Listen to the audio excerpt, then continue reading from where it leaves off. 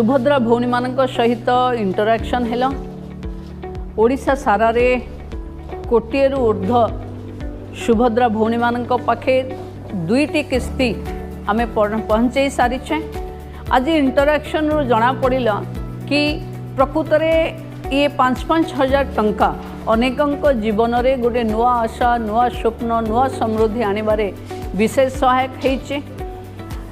ओडिशार पुरपल्ली रे थिबा समस्त महिला माने सुभद्रा योजना रे निजे किछि करिवा पई स्वप्न देखुथिबारु भाबुथिबारु ताको साकार रूप दउथिबारु मो सुभद्रा भौणी मानकु एठू अभिनंदन जनाऊचे। बड़ स्वप्न आपण माने देखंतु कोटिपति हेबे।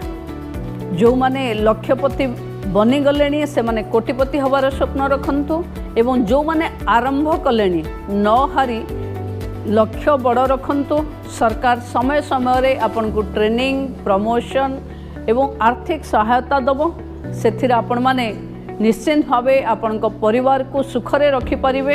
आपण माने भलरे रुहंतु सुखरे रुहंतु समृद्धिशाली हुंतु। या ही मोर कामना।